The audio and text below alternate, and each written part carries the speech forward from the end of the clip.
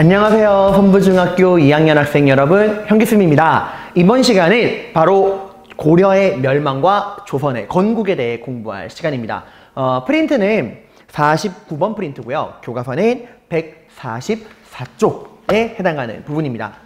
여러분, 이제 우리는 한 시대가 저물고 새로운 시대가 열리는 과정에 대해 공부할 거예요. 자, 오늘 우리가 배울 내용, 주로 어떤 내용을 배우느냐? 일단 여러분, 우리 알고 있듯이 고려를 무너뜨리고 조선을 건국한 세력이 누구였죠? 네, 신진사대부와 신흥무인 세력이었다고 우리 이미 공부했습니다. 그죠? 자, 그러면 첫 번째 포인트. 이 신진사대부와 신흥무인 세력이 어떠한 과정을 거치면서 고려를 무너뜨리고 조선을 건국하는가, 그 과정을 공부할 건데, 이 과정에서도 두 가지 포인트가 있어요. 고려 말에 고려를 지배하던 세력은 누구였죠? 네, 친원파. 바로 권문세족이었죠. 그죠? 이 권문세족들은 어마어마한 그 정치와 경제적인 그런 특권을 독점하고 있잖아. 얘들을 어떻게 무너뜨리고 새로운 나라를 만들었느냐? 첫 번째, 위화도 회군. 위화도 회군을 통해서 정치적, 군사적 실권을 장악합니다. 그리고 두 번째로는 과전법을 통해 경제적 실권을 장악해요. 그러니까 첫 번째 위화도 회군이라는 첫 번째 펀치를 통해서는 정치, 군사적인 실권을 빼앗아오고, 과전법이라는 두 번째 펀치로 경제적 실권을 빼앗아오고, 이 두 가지 사건을 중심으로 조선 건국을 볼 거예요. 그리고 이 권문세족을 무너뜨린 다음에, 그러니까 위화도 회군과 과전법으로 권문세족을 무너뜨린 다음에 신진사대부가 분열하게 됩니다. 고려를 유지한 상태에서 개혁을 하자 온건파 사대부와 완전히 새로운 판을 짜자, 고려를 무너뜨리고 새로운 나라를 만들자라고 하는 급진파 사대부로 둘이 갈라지게 돼요. 그 중에서 이제 신흥무인이 이 급진파 사대부랑 결탁을 하게 되면서 새로운 나라가 만들어지는데, 오늘은 이런 내용들, 그러니까 정리하면은 우리는 오늘 조선의 건국을 공부할 건데요. 첫 번째는 이 과정, 이 고려가 무너지고 조선이 만들어지는 과정을 볼 건데, 그 과정 속에서도 위화도 회군이랑 과전법이라고 하는 이 두 가지 사건을 꼭 기억하고, 이 두 가지 사건을 중심으로 내용을 전개할 것이라는 것, 그리고 나중에 이 신진사대부가 분열되는 과정까지 볼 거라는 거 명심하시기 바랍니다. 자, 그럼 우리 한번 공부해 보도록 할게요. 자, 여러분, 그 왼쪽 위에 보시면 죄송해요, 제가 지금 목이 조금 안 좋네요. 자, 왼쪽 위에 보시면 이제 이게 표가 나옵니다. 볼게요. 지난 시간 배운 내용을 복습하는 의미도 있어. 일단 여러분, 우리 고려 말 지배층 지난 시간에 비교했죠. 권문세족과 신진사대부 비교했습니다.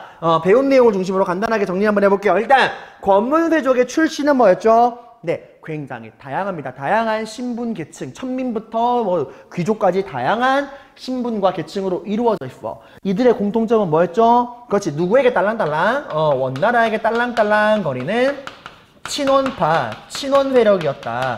같은 고려인의 등골을 쪽쪽 빨아먹는 친원파였다. 그에 반해 신진사대부는 출신이 뭐죠? 네, 얘들은 지방 향리 세력이었습니다. 네, 좀 하급 관리, 지방 향리 하급 관리들의 출신이었죠. 자, 권문세족의 경제적 기반은 바로 뭐였죠? 네, 산과 강을 경계로 할 만큼 어마어마한 넓이를 자랑하는 대농장이었죠. 그죠? 이 대농장이 가지고 있는 문제, 일단 이 어마어마한 땅을 자기 힘으로 찾은 게 아니죠. 합법적으로 차지한 게 아니었죠. 어떻게 한 거야? 그래, 멀쩡한 백성들 땅을 약탈해서 이런 어마어마한 농장을 만든 거야. 그리고 이런 농장에서 세금을 내, 안 내? 그래, 안 내. 세금을 전혀 내지 않아. 그러니까 국가의 입장에서는 큰 부담이라는 거죠. 그리고 이 넓은 땅을 농사 짓기 위해서 어떻게 했죠? 네, 멀쩡한 백성들을 잡아다가 노비로 만듭니다. 그러니까 백성들에게도 안 좋고 국가 입장에서도 좋지 않은 게 대농장이야. 그에 반해 신진사대부는 어떤 경제적 기반을 가지고 있었죠? 네, 얘들은 지방에 근거지를 둔 중소지주야. 여기가 대기업이라면 여기는 중소기업, 중소지주입니다. 근데 권문세족들, 인간 욕심은 끝이 없죠. 백성들의 땅을 뺏을 만큼 뺐다 보니까 더 이상 뺏을 땅이 남아있질 않아. 이거 어떻게 했죠?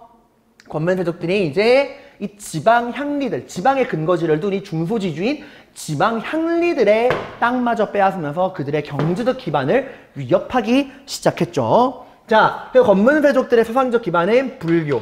여기서 교종, 혼종을 나누지 않는 이유는 똑같아서 그래. 고려 말에 가면 문화사 때 배웠죠.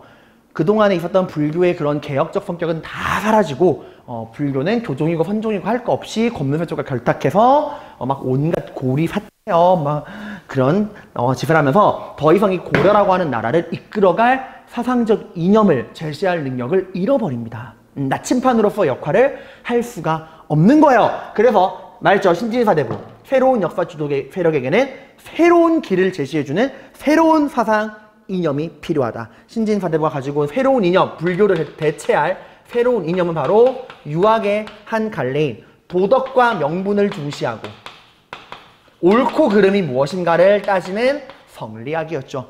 이 도덕적인 기준, 정의, 이 정의라고 하는 도덕적 기준을 가지고 권문세족과 불교를 비판한다고 이야기를 했습니다. 권문세족은 어떤 정치적 기반을 어떤 식으로 관직에 진출했나요? 얘들은 능력이 없어. 음서, 부모님빨, 핏줄빨 이 음서를 통해서 관직에 진출을 하고요. 그리고 뭘 장악해서 정방을 장악해서 여기서 이제 관리들의 인사권을 자기들 마음대로 휘둘렀어요. 그에 반해 신진사대부는 믿을 거라고 자기 머리밖에 없죠. 어디서 공부합니까 얘들은? 네, 성균관에서 열심히 공부해서 어떻게 관직에 진출하죠? 네, 과거 시험을 통해서 관직에 진출합니다. 그리고 권문세조가 언제 성장했죠? 네, 그렇습니다. 원간섭기 때 원나라의 딸랑이로 성장을 합니다. 자, 그러면 이런 권문세족에게 맞서는 고려를 바꿔보자 라고 하는 새로운 개혁 세력, 항상 변화의 바람은 지방에서 불어왔죠. 이 지방 향리들이 언제부터 본격적으로 중앙에 진출하여 신진사대부로 성장했나요? 어느 왕 때였죠? 그쵸, 개혁의 씨앗을 뿌렸던 바로 공민왕이었죠. 이 공민왕이 고려를 바꾸는 그 개혁을 하는 과정에서 지방 세력이었던 이 지방 향리들, 이 지방 세력들이었던 신진사대부를 중앙으로 끌어올렸죠.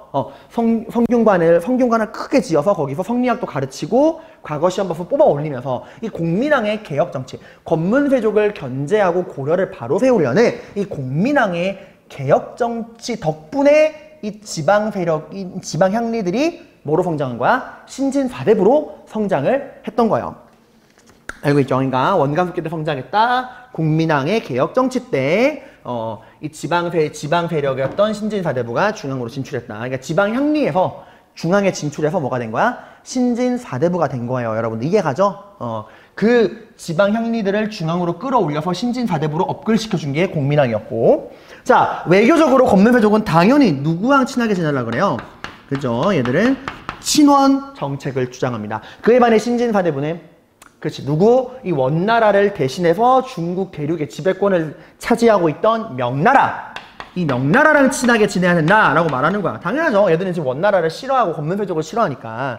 자, 그리고 이런 권문세족의 대표적인 인물이 지금은 좀 종영한 지 됐지만 예전에 그 정도전이라는 드라마가 한 적이 있어요. 거기서 박영규 씨가 굉장히 열연을 펼쳤던 이인임.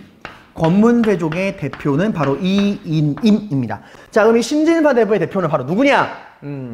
오늘 배우는 이 내용의 주인공들이기도 하죠. 바로 두 명의 정씨야. 정도전, 정몽주예요.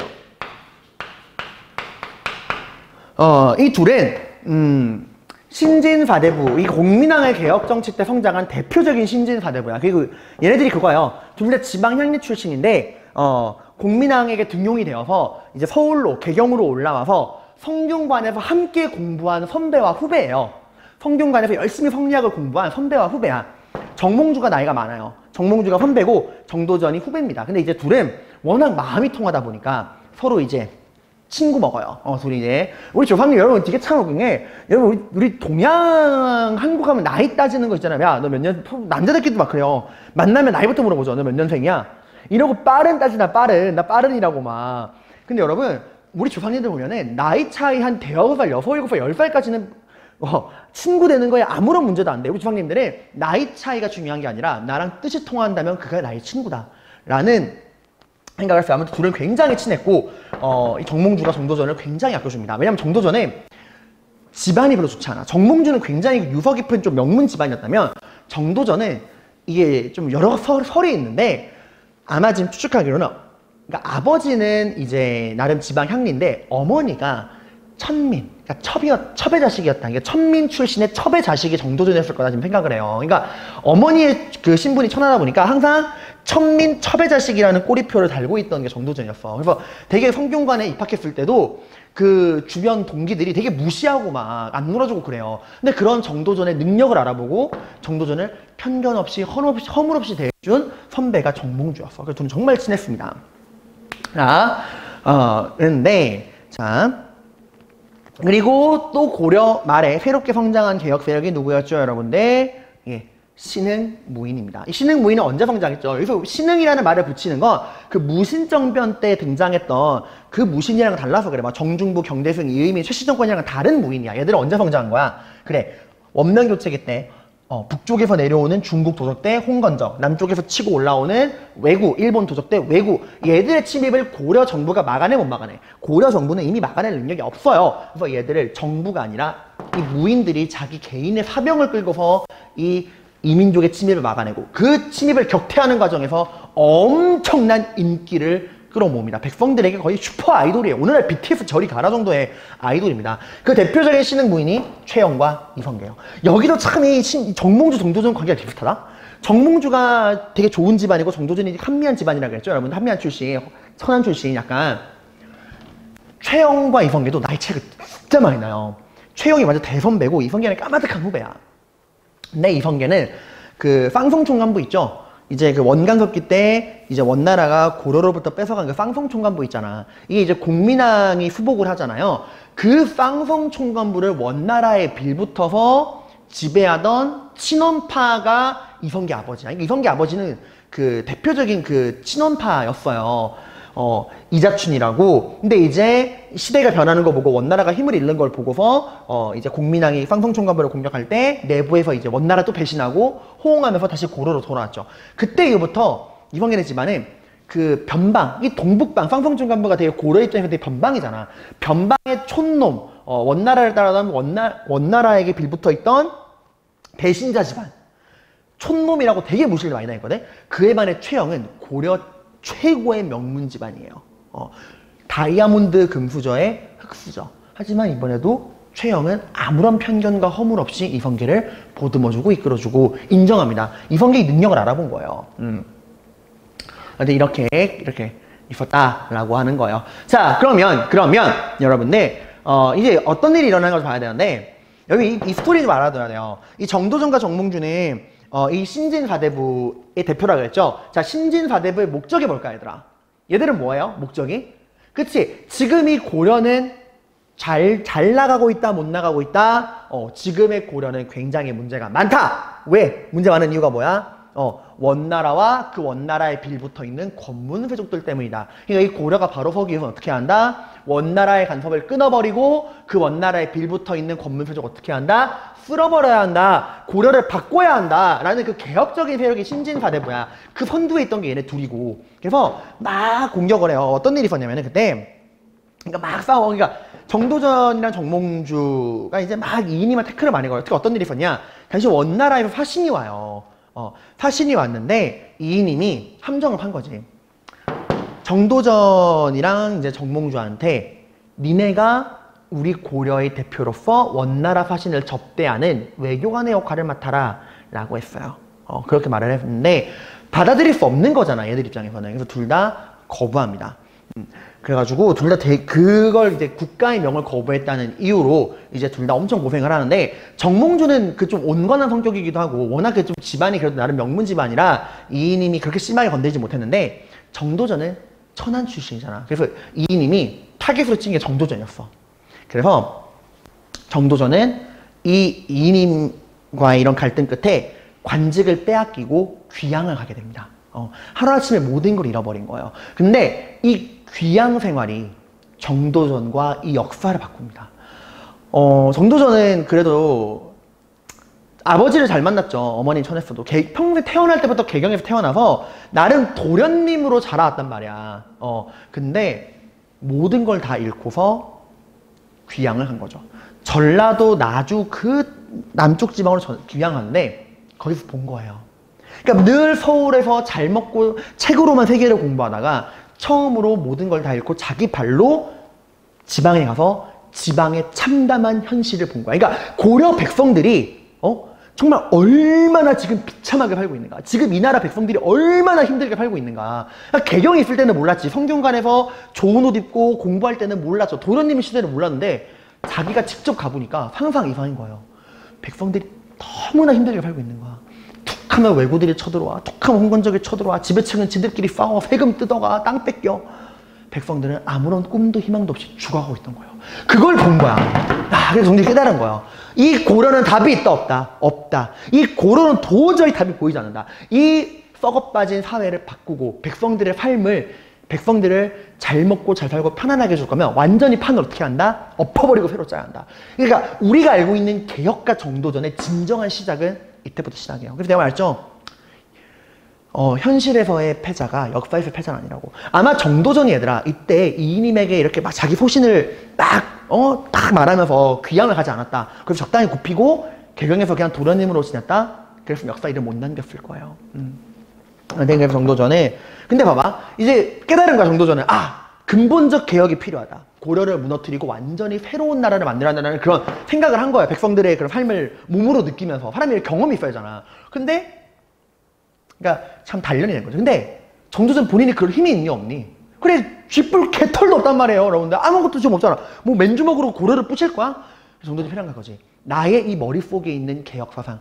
정도전은 그때 귀양 생활할 동안 뭐만 생각했냐? 내가 이 나라 고려를 엎고 새로운 나라를 만든다면 어떤 식으로 나라를 디자인할 것인가, 어떤 식으로 개혁을 할 것인가, 정치, 경제, 사회, 문화에 나누어서 어떤 식으로 새로운 나라를 만들 것인가에 대한 그런 로드맵을 쫙 짜놔. 근데 백날 계획만 세우면 뭐해? 쥐뿔 힘이 없는데. 그래서 나의 이런 머릿속에 있는 이상을 현실로 이루어줄 힘을 가진, 실질적인 무력을 가진 파트너가 필요하다라고 생각했어요. 자, 그 파트너가 누가 될 수 있을까? 신흥 무인 세력. 실제로 군사를 가지고 있는 신흥 무인 세력을 생각한 거야. 자, 그럼 누구를 파트너로 택할 것이냐? 후보 1번 금수저 오브 금수저 황금보길 돌같이하라 고려 최고의 장군 온 백성의 존경을 받는 최영. 2번 떠오르는 신인 하지만 동북방 촌놈 흑수저 오브 흑수저 고려 정계에서 차별받고 외면받는 이성계. 여러분 보통은 최영을 택할 수 있을까 생각하는데 아니에요. 정도전의 선택은 누구였냐? 이성계입니다. 왜 이성계였을까? 금수저가 아니라 흑수저니까. 최영은 이미 모든 걸 다 가진 사람이에요. 그런 최영에게 내가 당신을 새로운 나라의 왕으로 만들어주겠소. 나와 함께 이 고려를 부수고 새로운 나라를 만듭시다. 나랑 함께 합시다. 라고 하면 최영이 뭐라고 할까? 이놈의 목을 베어라 이러겠죠. 최영은 이미 굉장히 나이도 많았고 금수저고 이미 고려에서 모든 걸 다 이룬 사람이야. 이 사람이 고려를 무너뜨리자는 그런 근본적 개혁에 동의할 리가 없다 생각한 거야. 그에 반해 이성계 젊어요. 일단 굉장히 젊어. 그리고 자신과 같은 흑수저야. 흑수저의 마음은 흑수저가 안다는 거지. 차별받고 서름받던 이성계. 이런 아웃사이더 이성계니까 근본적인 그런 변화. 당신을 왕으로 만들어줄 테니까 새로운 나라를 만들자고 하는 그런 개혁에 동참할 것이다 생각해서 귀양생활 중이던 정도전이 그 이성계의 군대가 주둔하고 있는 막사로 찾아가요. 역사책에 뭐라 나오냐? 둘은 처음 딱 만난 그날 밤새도록 이야기를 나누었다. 그리고 다음날 호영호제, 완전 형제 같은 친밀한 사이가 되었다라고 나와요. 그러니까 뜻이 통한 거지. 근데 정도전이 되게 의미심장한 말을 하는 게 장군이 데리고 있는 병사들은 너무나 정예하고 너무나 훈련 상태가 좋습니다. 이런 군대로 무슨 일이든 못하겠습니까? 라는 말을 해. 그게 무슨 말이야? 나라를 뒤엎을 충분한 힘이 있다. 라고 얘기하는 거야. 이성계가 그 말 듣고 씩 웃어요. 그리고 되게 의문스럽게 무슨 말씀 하시는 거죠? 이러니까 정도전이 알면서 왜 그래요? 이러고 이제 약간 그런 이제 둘만 딱 해. 이때부터 완전 이성계가 실질적인 힘 그리고 정도전이 그의 브레인 역할을 합니다. 이때 딱 얘기한 거지. 새로운 나라 만듭시다. 내가 당신을 왕으로 만들어주겠소. 내가 당신의 킹메이커가 되어드리겠소. 라고 얘기한 거예요. 그러니까 두뇌와 힘이 만난 거죠. 그 참 역사는 작은 정도전의 귀향으로부터 모든 게 시작된 거예요. 이게. 자, 아무튼 이렇게 했습니다. 자, 그래서 이제 스토리가 벌어지는데 이제 이 신진사대부와 신흥무인이 어떤 식으로 권문세족을 무너뜨리느냐 두 가지를 살펴볼 건데 일단 쓰고 설명할게요. 뒤에서 첫 번째 이거 정말 중요한 거야. 위화도 회군. 이 위화도 회군을 통해서 정치적, 군사적 실권을 장악합니다. 내가 너무 페이스바를 많이 했다, 야. 너넨 붙여서 적어. 이거 무슨 짓이죠, 이게? 이거 떼어놓고. 자, 일단 두 번째로는 여기 아래에 과전법. 이 과전법을 통해서 경제적인 실권을 장악하는 거예요. 자, 그럼 여러분 왜 이렇게 하느냐? 생각해봐. 권문세족은 지금 왜 권문세족이 이렇게 힘이 강해? 그래, 권문세족은 지금 음서랑 정방을 통해서 정치적인 실권을 꽉 장악하고 있고 대농장에서 어마어마한 돈을 가지고 있죠. 얘들이 가지고 있는 이 두 가지 힘, 정치적인 권력 독점, 경제적인 부, 이 두 팔을 잘라야 되는 거야. 그래서 일단 위화도 해군을 통해서 정치적인 그런 힘과 군사적인 힘을 다 빼앗아 가버린 다음에 과전법을 통해서 경제권까지 빼앗아 가는 거야. 그러니까 이런 식으로 이제 권문세족의 팔다리를 잘라 나가는 건데, 이제 위화도 해군과 과전법이 어떤 식으로 진행되고 어떤 내용으로 이루어지는가에 대해서 공부해 보도록 할게요. 그 첫 번째가 바로 권문세족에게서부터 정치적, 군사적 실권을 빼앗은 위화도 회군이에요. 일단 뜻만 살펴보면 여러분들 설명해 줄 건데, 위화도라고 하는 게 섬이야. 제주도, 강화도처럼 위화도라고 하는 섬이 있습니다. 이 섬이 어디 있냐면은 오늘날에는 북한과 중국의 경계, 그 북한과 중국 사이에 압록강이라는 강이 흘러요. 그 강 사이에 위화도라고 하는 섬이 있어요. 그러니까 딱 그 중국과 우리나라 한반도의 경계, 국경에 딱 경계에 있는 섬이야. 이 섬을 넘어가면 중국인 거예요.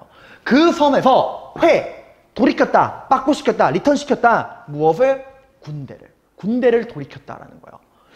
자, 이게 무슨 말이냐? 일단 이거 어떤 사건인지 설명을 해드리면, 당시 여러분 중국에서 권문세족의 든든한 백이 되었던, 영원할 것만 같았던 원나라가 힘이 약해지고 어떤 나라가 떠오른다 그랬죠? 네, 오랑캐로부터 우리 중국 대륙을 되찾자라고 중국 전통민족인 한족이 만든 국가 명나라가 떠오르고 있다 그랬죠. 그래서 원명교체라고 했잖아, 그지?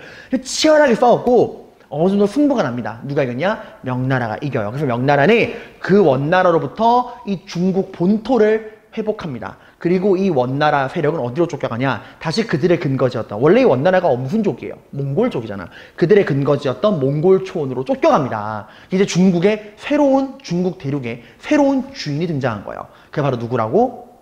명나라라고. 신진사대부는 좋아했어요. 야, 이제 권문세족은 굉장히 위기에 빠졌죠. 왜냐면 그들의 뒷배가 되어주던 원나라는 북쪽으로 쫓겨가서 북원을 만들었고, 상황을 좀 설명해 드릴게요. 이건 지도를 좀 보여드릴게요, 얘들아.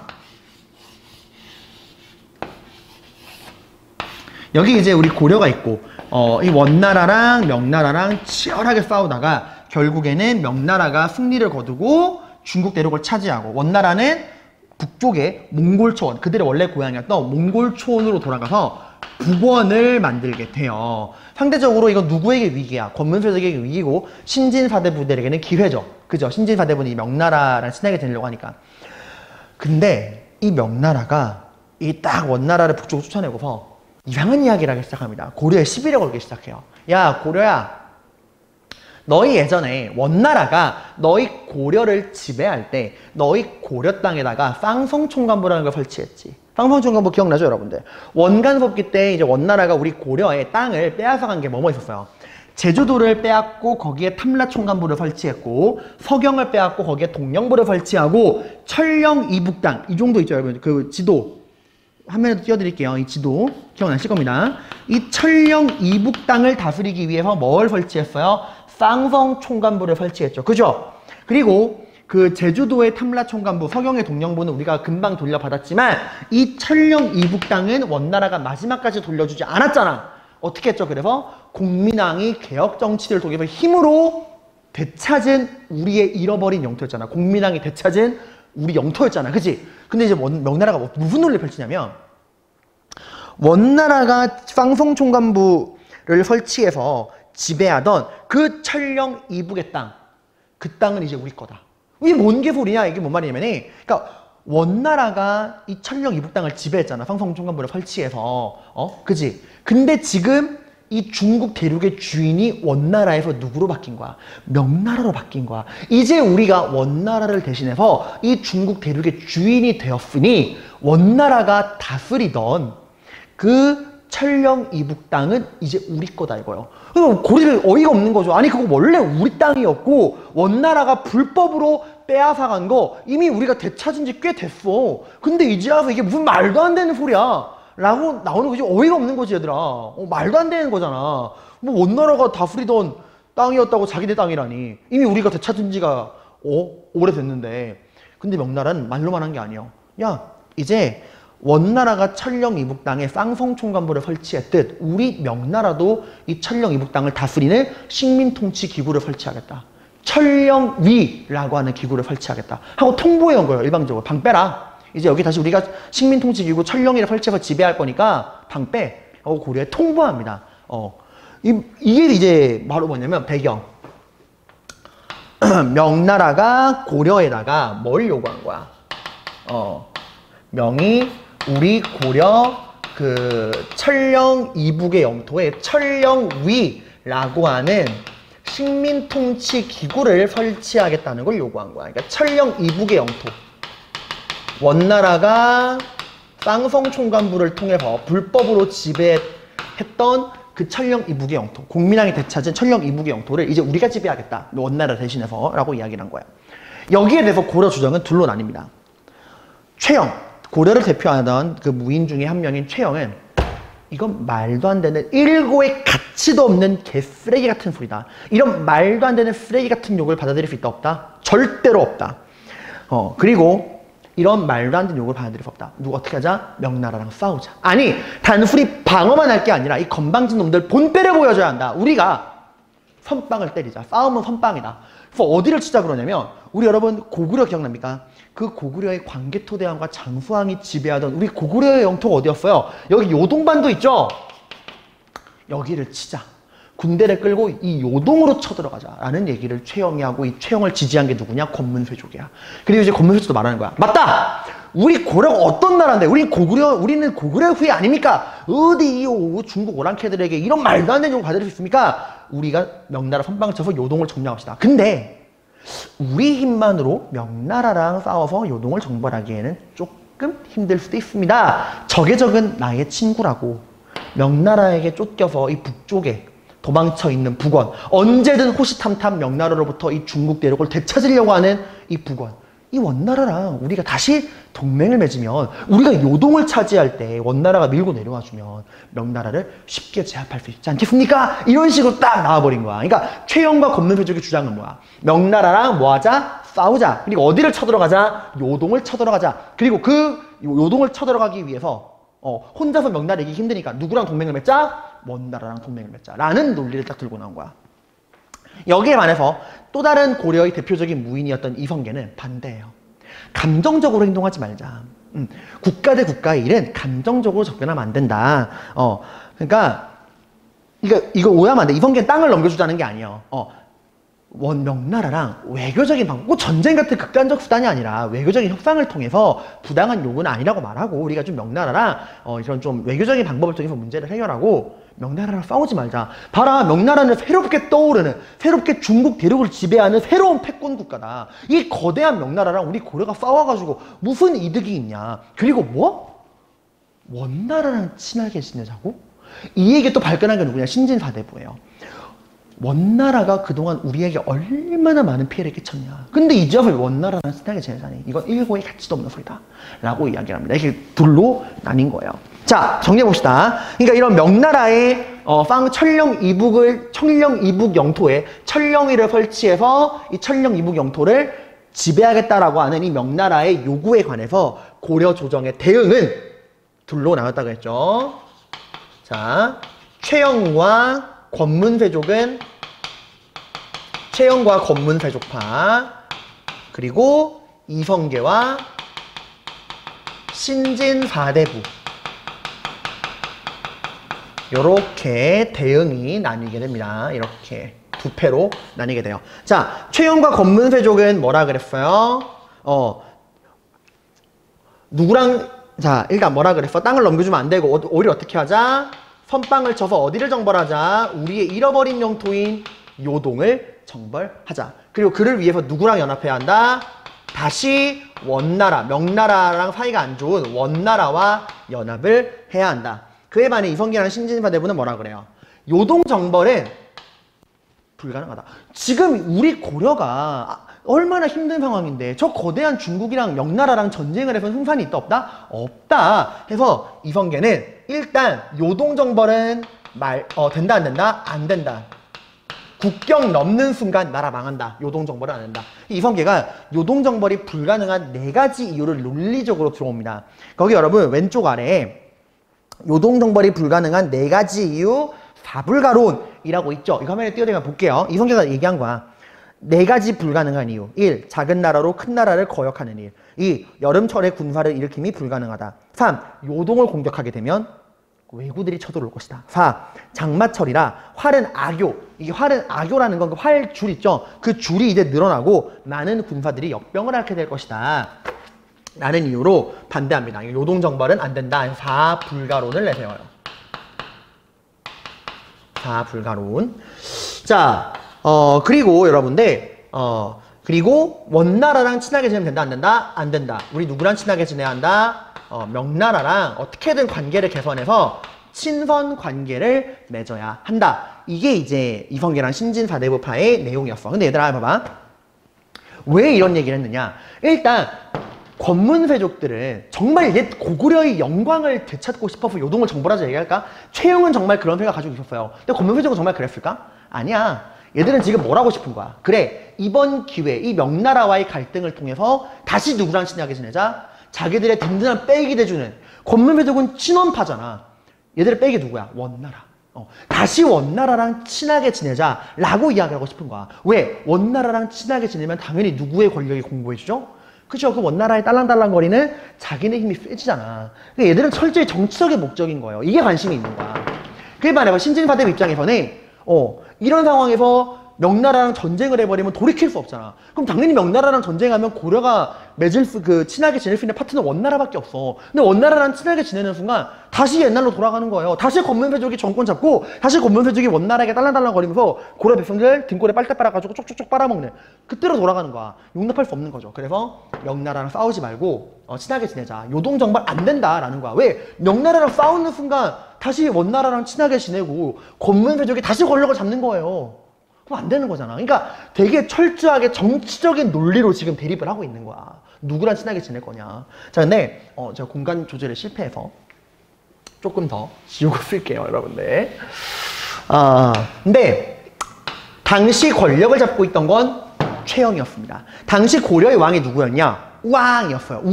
우왕인데 공민왕의 아들이거든. 공민왕이 이제 암살당하고 왕이 된 우왕인데 그 우왕은 컴플렉스가 있어.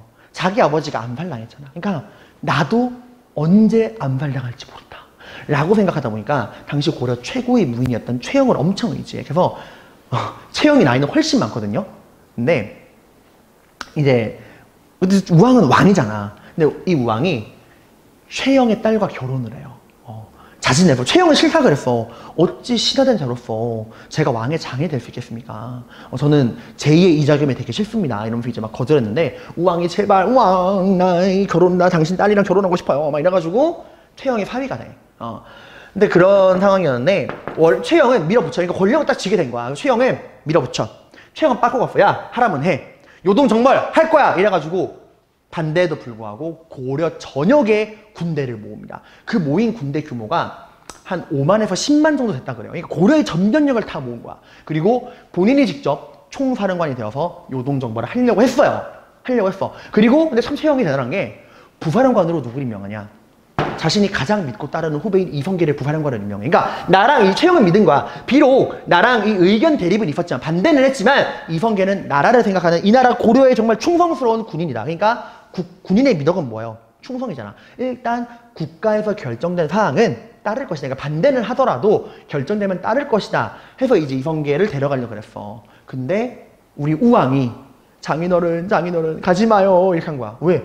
내 아버지도 실제로 공민왕이 암살당할 때 최영이 제주도에 가 있었거든. 제주도에 있는 반란을 진압하느라. 그때 죽은 거야. 최영은 공민왕을 원래 항상 지키고 있었어요. 그러니까 공민왕을 암살했던 세력 또 최영이 자리를 비우니까 죽인 거야. 우리 아버지도 장군이 자리를 빈 사이 죽었는데 장군이 나를 버리고 군대를 끌고 나가면 나 역시 죽을 것이다.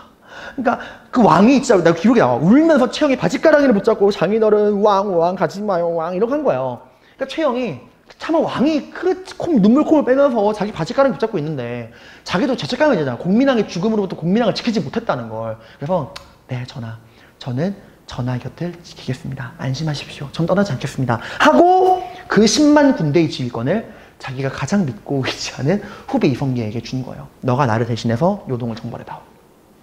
이성계는 끝까지 반대했어. 이거 진짜 안 됩니다, 장군. 선배, 장군, 이거 안 되는 싸움이에요. 이거 안 되는 거예요. 나를 망하는 길입니다. 했는데 최영이 가! 해가지고 보내요. 그 이성계가 이제 다 진군을 합니다. 어떻게 진군하느냐? 그 운명의 섬. 여러분 그 왼쪽 아래 지도에, 그 프린트 왼쪽 아래에 위화도 회군이라 그래서 지도가 나와 있어요. 여기 화면에 띄워드릴게요. 여기서 딱 군대를 멈춰.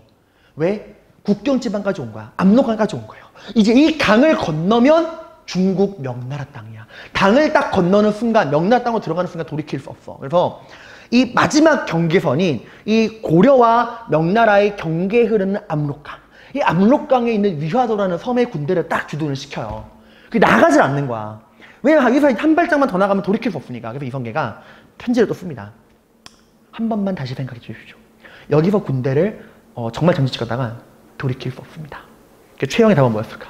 가, 돌진해! 이거였어. 왜? 나를 믿고 있는 거야. 명나라는 이제 막 건국된 신생국가고 아직 북쪽에 원나라가 있으니까 우리 고려가 요동을 침공하더라도 원나라를 견제해야 되니까 이 요동을 효과적으로 방어하지 못할 것이고 우리 고려가 요동을 점령해도 이 요동의 지배권을 인정해 줄 것이다.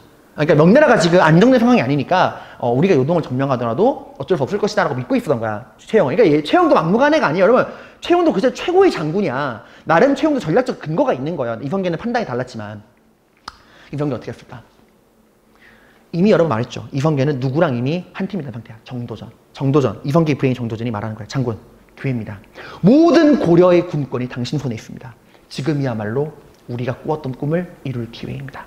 군대를 돌리시죠.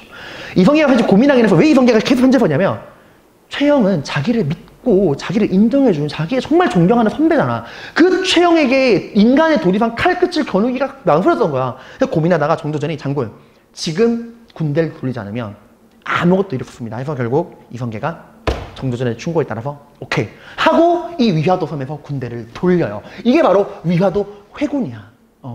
여기 여러분 제가 왼쪽 위에 영상 클립 올려놨습니다. 위화도 회군에 관한 영상 클립 올려놨으니까 한번 보시기를 바라요.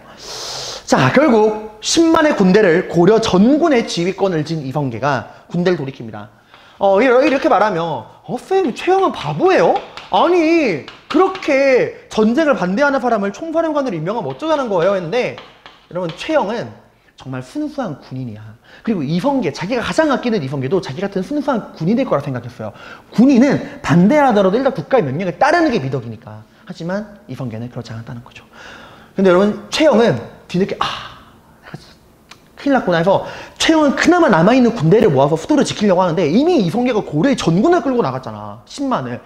최영 밑에는 몇백 명의 군대밖에 없는 거예요. 그래서 최영은 정말 대단한 게 그 안 되는 군대로도 이성계의 그 진군을 꽤 효과적으로 며칠 막아내요. 하지만 결국에는 패배하고 최영은 사형을 당합니다. 그때 최영이 죽으면서 이제 사형당할 때 최영 사형 명목이 뭐였냐면은 권력을 탐하였다. 어린 왕을 끼고 권력을 탐하였다라는 명분으로 사형을 당하거든요.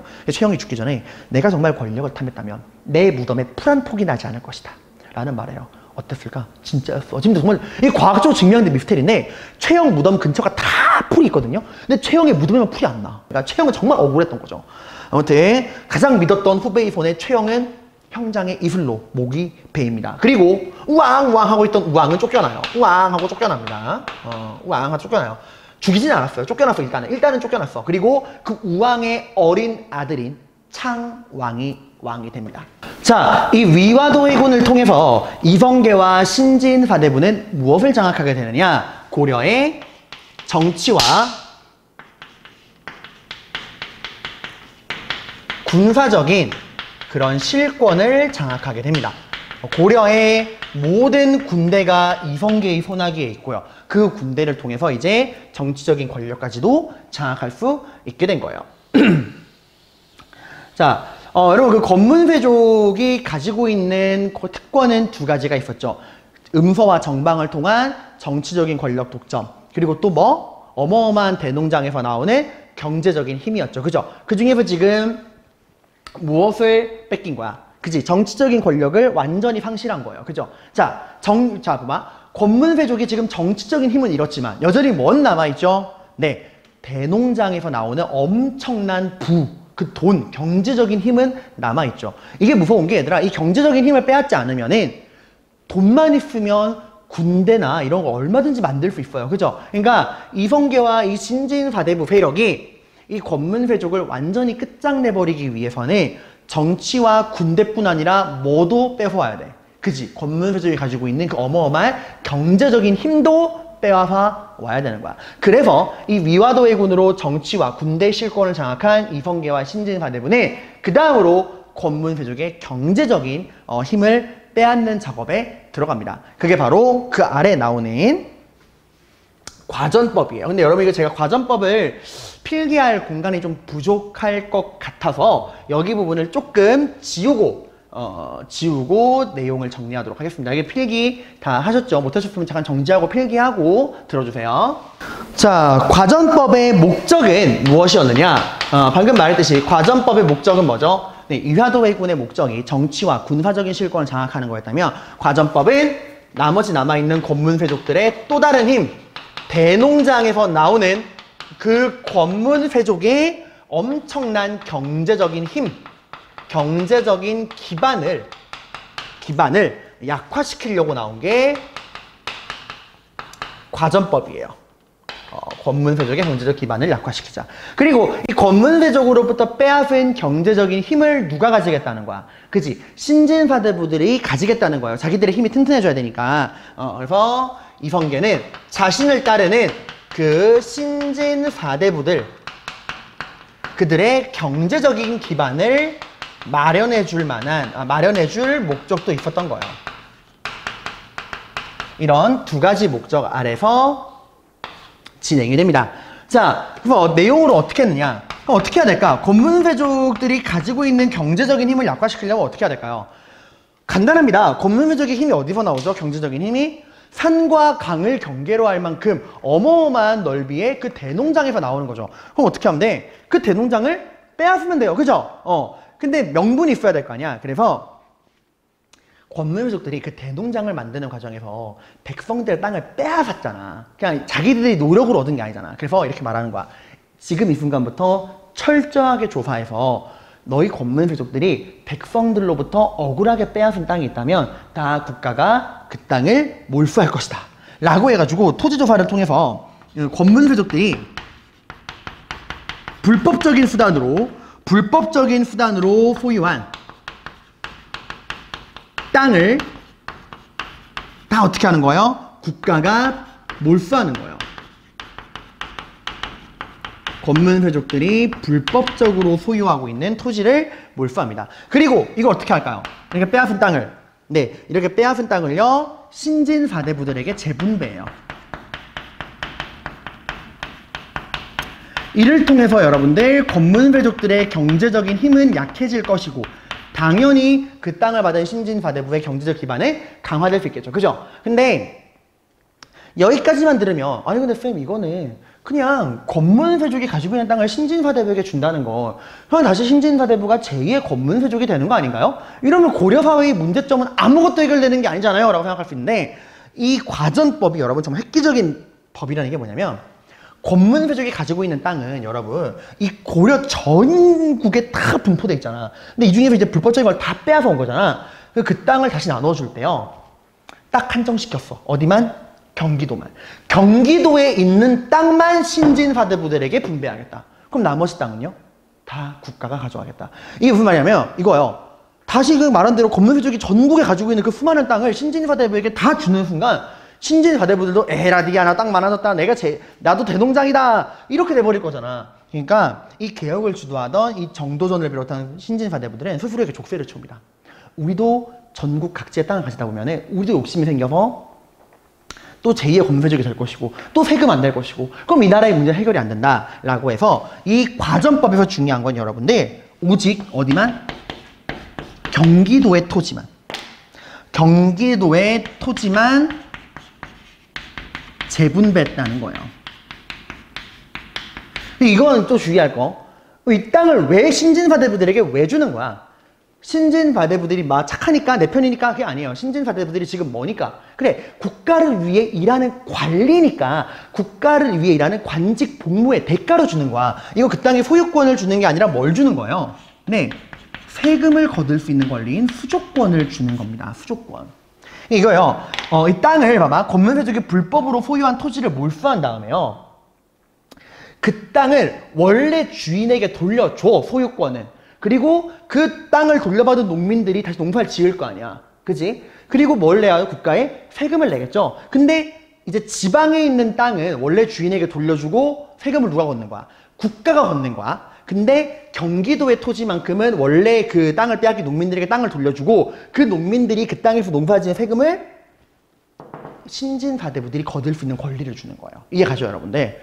이건 여러분 서로 윈윈이야. 국가 입장에서도 이제 지방에 권문세족들이 가지고 있던 세금도 안 내고 띵가띵가 하던 토지를 다시 원 백성에게 소유권을 주고서 세금을 거두니까 백성들의 삶도 나아지고 국가 입장에서도 걷어들이는 세금이 늘어나고 그리고 이 개혁을 주도하고 있는 신진사대부들도 경기도의 토지에서 그 땅을 돌려받은 농민들이 바치는 세금을 대신 거두니까 신진사대부들도 경제적 힘이 강해지는 거예요. 그죠?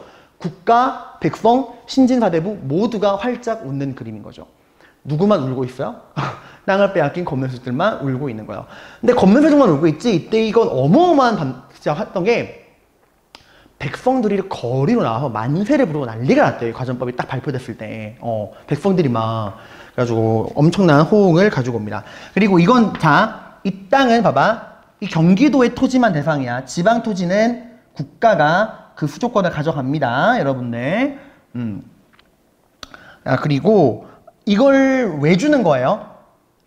관리라서. 누구에게 주는 거야? 전직, 은퇴한 관리랑 현직 관리. 국가를 위해 일하는 관리들에게 지급을 합니다. 무엇을 소유권이 아니라 경기도의 땅에 한해서만큼만 수조권을 주는 거야. 그럼 봐봐. 나라를 위해 일했다는 이유로 받는 거니까 당연히 이 땅은 그 관리가 죽고 나면은 자기 자식에게 물려줄 수 있어요? 없어요? 없잖아. 그 신분의 대가로 주는 게 아니잖아. 그러니까 이건 세습되지 않아. 그러니까 관리가 죽으면 국가에 어떻게 해야 돼? 반납해야 돼요. 근데 쌤, 그럼 죽으면 반납하는 거 이해하겠는데 왜 현직 관리가 아니라 은퇴한 관리한테까지도 땅을 줘요? 은퇴하는 순간 나라를 위해 일하는 게 아니잖아요. 그 맞는 말이야. 근데 원래 원칙은 그렇네. 그래도 그 전임자에 대한 예우? 좀 그런 차원에서 줍니다. 여러분들. 그리고 사망시 반납하게. 근데 여러분 봐봐. 전현직 관리한테 경기도 땅이 이렇게 넓은 게 아니잖아. 근데 현직 관리뿐만 아니라 은퇴한 관리한테도 줘. 근데 은퇴한 관리가 은퇴하고 바로 죽을 수도 있지만 죽으면 바로 받아오면 그만이지만 은퇴하고 한 10년, 20년 살아있을 수도 있잖아. 어떤 문제가 생기냐? 나중에 현직, 새로 뽑은 현직 관리에게 줄 땅이 모자라는 일이 생기겠죠. 그래서 나중에 이게 바뀌거든? 뭐로 바뀌냐? 전직 관리에게 땅 안 주고 현직 관리에게 주는 걸 바뀌는데 일단은 처음에는 경기도의 토지에서의 수조권만 누구에게? 전현직 관리에게 다 주었다. 다만 죽으면 땡! 사망시는 반납해야 한다. 이 결과 어떤 결과가 나와요? 그렇지. 권문세족이 불법으로 소유하고 세금도 안 내던 땅을 원래 주인에게 돌려주고 그 땅을 돌려받은 사람들은 열심히 농사지어서 국가에 뭘 바치죠? 세금을 바치죠. 국가 재정이 어떻게 되는 거예요?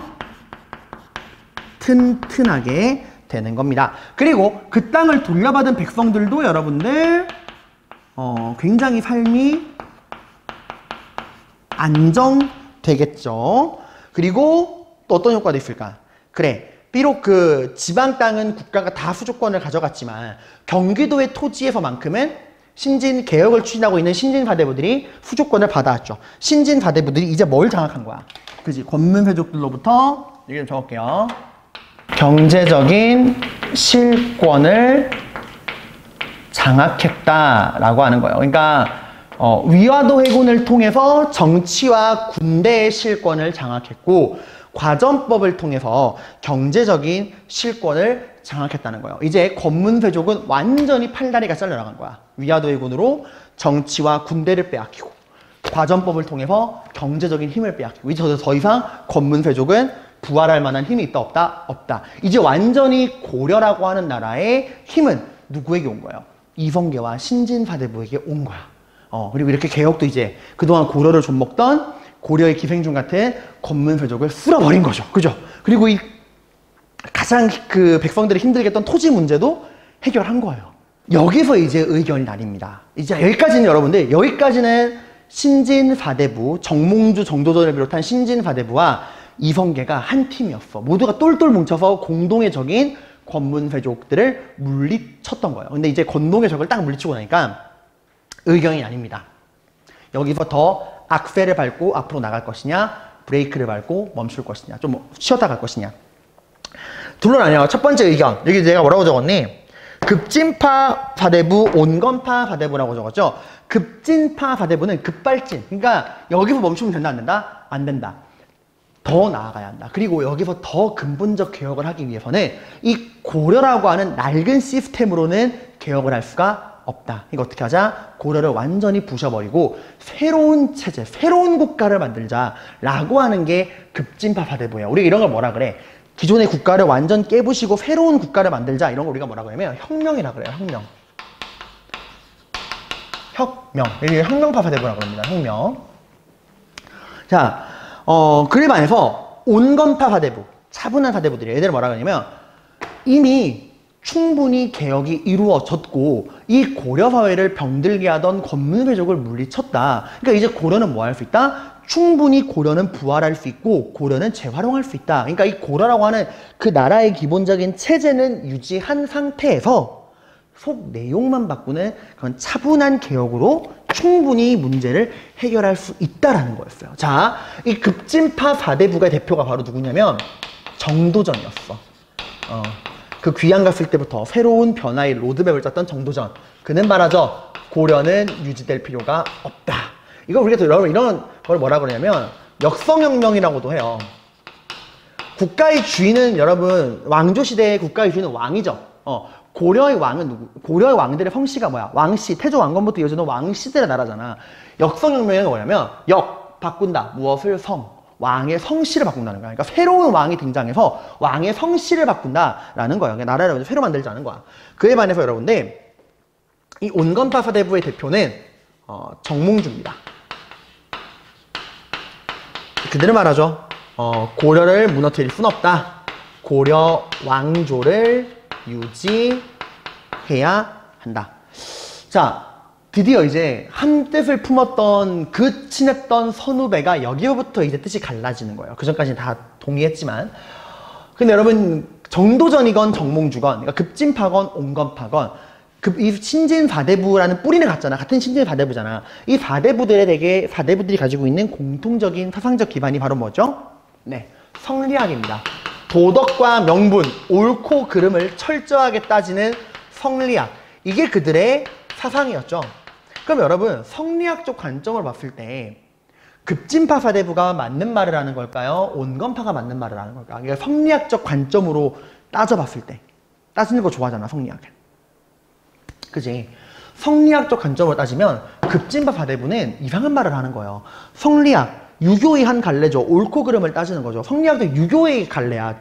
유교에서 강조하는 게 뭐예요? 그래, 왕에 대한 충성, 국가에 대한 충성이야. 그럼 충성이라는 입장에서 지금 얘들은 뭘 말하는 거야? 신하된 자의 입장에서 나라 왕을 바꿔버리자는 거야. 이거 용납할 수 있는 건가요?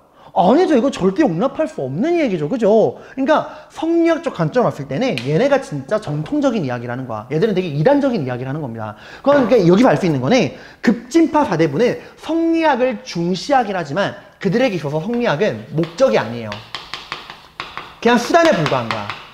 새로운 나라를 만드는 우리가 이 새로운 나라를 만들고 개혁을 할 때 있어서 선택할 수 있는 다양한 카드 중에 하나다라는 거야. 그러니까 필요에 따라서는 성리학의 원칙, 충에 대한 원칙 뭐 할 수 있다? 바꿀 수 있다. 잠깐 접어들 수 있다는 거예요. 그에 반해서 이 정몽주로 대표되는 온건파 사대부는 정말 그 성리학이 목적 그 자체예요. 성리학은 여러 가지 카드 중에 하나가 아니야. 목적이에요. 그러니까 성리학은 우리가 잘 생각해야 되는 목적이다 보니까 국지 유학자로서 성리학을 배운 사대부로서 왕과 국가를 갈아치우자 하는 이런 망령된 말을 할 수 있느냐라고 나온 거야. 그래서 이걸 보여주는 대표적인 게 여러분 그 프린트 아래에도 제가 하여가랑 단심가라는 시를 두 편 심어 놨죠. 이게 어떤 거냐면은 당시 이제 근데 이게 실질적인 힘은 누구에게 있었냐? 일단 기부터 할게요. 규모로 따지면은 온건파 바대부가 훨씬 많아. 신진 바대부의 상당수는 온건파 바대부였어요. 왜? 성리학적 관점에서 용납되지 않는 말을 하는 거니까. 오히려 얘네가 좀 특이한 거야. 얘네 굉장히 소수였어요. 근데 규모는 작았지만 실질적인 힘은 정조전을 비롯한 급진파에게 있어. 왜? 정조전의 파트너가 누구죠?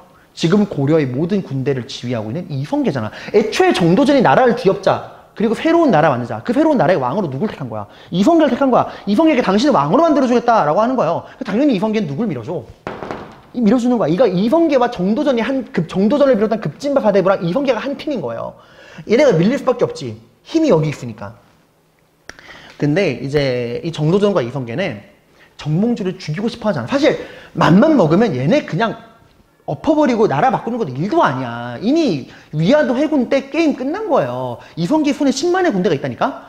근데 정도전과 이성계는 끝까지 이 정몽주, 특히 온건파에서 정몽주만큼은 끌고 가고 싶어 했어요. 왜냐면 정몽주가 능력도 굉장히 뛰어났고 사대부랑 백성 모두에게 존경받는 위인이었거든. 그러니까 정몽주를 죽인다는 건 너무 극단적인 선택이야. 정몽주를 죽이는 순간 엄청난 반발, 특히 이 온건파 사대부들 전원이 새롭게 세워지는 나라의 적으로 돌아설 것이다 라는 게 명백한 상황이었거든. 그러니까 어떻게든 그 말은 반대로 정몽주만 끌어들이면, 정몽주만 이 새로운 나라를 만드는 거에 찬성해주면 온건파 사대부의 상당수를 끌고 올 수 있는 거예요. 정몽주가 그들의 리더였으니까. 그만큼 정몽주의 인기가 많았거든요. 그래서 당시 이성계의 5번째 아들이었던 이방원이 정몽주를 찾아갑니다. 찾아가서 대감 술 한잔 하시죠 하고 이제 실제로 되게 가까웠어요. 되게 가까운 사이였는데 이제 하면서 이방원이 말을 한 거예요. 그게 바로 하여갑니다. 여기 나온 거죠. 이런들 어떠하리 저런들 어떠하리 만수살 드렁칠이 얽힌들 어떠하리 우리도 이와 같이 얽혀 100년까지 누리리라. 그러니까 이러면 어떻고 저러면 어떻습니까? 새로운 나라, 그게 고려면 어떻고 조선이면 어떻습니까? 그냥 굽히세요. 함께 합시다. 그럼 어떻습니까? 이러면 어떻고 저러면 어떻습니까? 그러니까 흘러가자 이거예요. 이 얘기를 듣고 정몽주가 허허 웃더니 나도 시 한 편 지어주겠다 라고 시 한 편을 짓는데 이게 바로 뭐냐? 단심가예요. 붉은 마음. 이 몸이 죽고 죽어 100번 고쳐 죽어 백골이 진토되어 넋이라도 있고 없고 임야만 임을 향한, 여기서 있는 고려를 말하죠. 임을 향한 일편단심. 하나의 이 붉은 마음은 가실 줄이 있으랴. 나를 100번을 죽여서 날 1000번 100번을 죽여도 나는 절대 내가 자고 나란 고려를 버릴 수 있다 없다. 나의 붉은 마음은 오직 어디에 가 있다? 고려에 가 있다 라고 하는 거예요. 그래서 이방원이 안 되는구나. 이 사람을 같은 편으로 끌어들이는 건 불가능한 거구나. 어디까지 시간을 끌 수 없다. 안 된다면 가장 위험한 적이다 해서 정몽주를 개경의 선주교에서 철퇴로 때려 죽입니다. 이 관련된 영상을 여기 이제 올려드리니까 한번 보세요. 되게 좀 드라마틱합니다. 그래서 이제 정몽주는 선주교에서 이방원이 보낸 자객에 의해서 철퇴를 맞고 죽어요. 그래서 이제 결국 고려를 그러니까 이 고려를 지키려고 하던 이 온건파 사대부들은 정몽주의 죽음으로 완전히 힘을 잃습니다. 근데 여러분 이게 이 하여가랑 단심가가 온건파랑 급진파의 성격을 확 보여주는 거야. 급진파. 이러면 어떻고 저러면 어떠냐. 그러니까 이 고려면 어떻고 조선이면 어떠냐. 우리 목적을 이루기 위해서는 뭐가 되든 상관없다. 그러니까 그런 그들의 유연한 사고를 보여주는 거죠. 그게 만약에 온건파의 단심가. 절대로 안 돼. 어디 신하가 왕을 배신해? 일편단심. 그런 걸 이야기하는 겁니다. 자, 그래서 결국에 급진파 사대부는 어떻게 해요? 조선을 건국합니다. 그러니까 이 고려를 무너뜨리고 온건파를 찍어 누르고 제거하고 새로운 나라 조선을 만들어요. 그리고 그 조선의 수도로 고려의 개경을 유지할 수 없잖아. 새로운 수도로 오늘날의 서울, 한양을 새 나라의 수도로 만듭니다. 그 나라의 근본 이념은 성리학이야. 오해하지 마.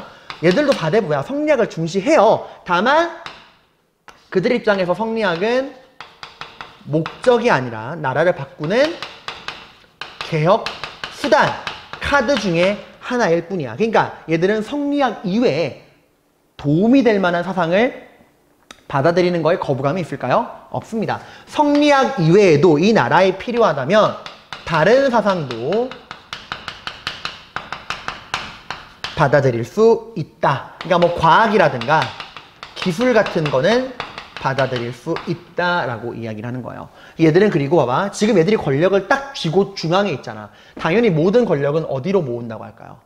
그쵸? 중앙으로 모은다 해서 얘들은 모든 권력은 중앙에 모여야 한다. 그래야 강한 나라가 될 수 있다 해서 얘들은 중앙 집권을 추구합니다. 그에 반해 이 정몽주가 죽고 나서 온건파 받으면 어떻게 되느냐. 얘들은 이 조선 고려를 무너뜨리고 조선을 건국하는 이 새로운 나라의 건국에 참여할 마음이 있을까 없을까? 없어요. 우린 절대로 이런 반역에 참여할 수 없다. 해서 얘들은 다 지방으로 내려갑니다. 향촌, 시골로 내려가요. 낙향합니다. 우리는 조선이란 나라에 벼슬을 할 마음이 없다. 그래서 고향을 내려가. 그 얘들이 고향을 내려가서 뭐 했을까? 다 자살했을까요? 아닙니다. 지금 우리는 패배했지만 우리 후손들이 역사를 바꿔줄 것이다. 해서 얘들은 지방에 내려가서 학교를 만들고 거기서 그 학생들, 후배들을 가르치는 그런 교육 작업에 매진을 합니다. 그리고 이들 온건파 사대부들이 길러낸 그들의 후손, 그들의 제자들이 시대가 변해서 16세기에 중앙으로 진출하게 돼요. 나중에 또 공부할 거야, 얘들아. 우리 얘들은 권력을 봐봐. 얘들은 급진파는 중앙에서 나라를 만들었으니까 중앙 집권을 추구한다면 이 온건파 사대부는 지방에 있잖아요. 그러니까 당연히 권력을 중앙이 아니라 어디로?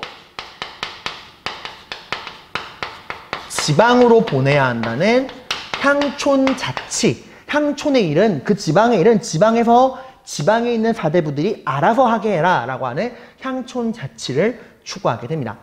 자, 여러분, 우리 이렇게 해서 조선 건국의 과정에 대해 살펴봤는데 거기 아래에 제가 별표 치고서 조선 건국의 순서 적어놨죠. 여기 화면에 띄워드릴 거니까 한번 봅시다. 첫 번째가 뭐죠? 네, 무슨 회군? 위화도 회군. 이 위화도 회군을 통해서 이성계와 신진사대부는 정치, 군사적인 실권을 장악하죠. 그 위화도 회군이 일어나게 된 배경과 대응 이런 걸 살펴봅시다. 어쨌든 중요한 건 위화도 회군으로 정치, 군사적 실권을 장악했다는 거야. 여기서 끝나면 안 되죠. 지금 어쨌든 이성계랑 신진사대부의 목적은 뭐야? 권문세족들을 무너뜨리는 거야. 여기서 정치, 군사적인 힘을 빼앗았지만 여전히 권문세족에게 뭐가 남아있죠? 막대한 경제력, 대농장으로 대표되는 경제력이 남아있죠. 이제 뭐 해야 돼? 그치, 권문세족으로부터 그 경제적인 힘을 빼앗아야 돼. 그래서 나온 게 뭐야? 두 번째 펀치, 과전법이었죠. 목적은 권문세족의 경제적인 기반을 빼앗고 신진사대부의 경제적 기반을 마련하기 위해서. 그럼 어떻게 했죠? 권문세족들이 그동안 산과 강을 경계할 만큼 어마어마하게 차지한 땅, 그 중에서 불법적으로 소유한 토지, 그러니까 백성들로부터 불법으로 빼앗은 땅을 국가가 싹 다 몰수한 거야. 이거 어떻게 한 거죠? 원래 주인들에게 돌려준 거야. 소유권을 잡아. 얘들아 잘 들어. 권문세족이 불법으로 지금 백성들 땅을 빼앗았잖아. 그치? 그 땅을 국가가 다 몰수해서 어떻게 한 거야? 원래 주인에게 소유권을 돌려준 거예요. 소유권을. 자, 그러고 나서 신진사대부들에게 뭘 준 거야? 땅을 줬다는 게 아니라 그 땅의 소유권은 백성들에게 돌려주고, 그럼 백성들은 뭐예요? 돌려받은 땅에서 열심히 농사 짓겠죠. 그리고 국가에 뭐 바쳐? 세금 바칠 거 아니야. 그 백성들이 바치는 세금 중에서 이 경기도 땅에서만큼은 세금을 신진사대부가 거둘 수 있는 권리를 준 거예요. 그러니까 지방의 땅은 누가 다 가져가는 거야. 백성들이 돌려주고서 그 지방의 땅에서 나오는 세금은 국가가 수조권을 다 가져간 거예요. 그리고 경기도에 있는 땅에서, 그러니까 경기도에서 땅을 돌려받은 백성들에게만 세금을 신진사대부가 거둘 수 있도록. 그러니까 이 과전법은 경기도의 토지만 신진사대부가 뭘 가져간 거야? 수조권을 가져간 거예요. 그리고 전직, 현직 관리에게 지급한 거고 세수 반대고 사망시 반납합니다. 그러니까 경기도 토지에서 땅을 받은 겁니다. 결과적으로 국가 재정 늘겠죠. 그 권문세족들이 그 세금 안 내던 그게 줄었으니까 국가의 재정, 이제 국가가 세금을 거둘 수 있죠. 세금이 건 게 늘어서 재정이 늘고 백성들의 삶도 땅을 돌려받아서 안정되고 신진사대부는 경제적인 실권을 장악하게 되죠. 그 이후에 이제 그 이후의 방향을 놓고서 새로운 나라를 만들자 급진파, 고려를 유지하자 온건파 나뉘었고 그 둘의 특징을 비교했습니다. 자, 자, 이렇게 오늘은 조선이 만들어지는 과정, 그 중에서도 위화도해군 과전법 내용 잘 알아두시고 이 사대부가 분열하고 급진파 사대부가 조선을 만드는 그 결과까지 여러분이 정리하시면 됩니다. 고생 많으셨습니다.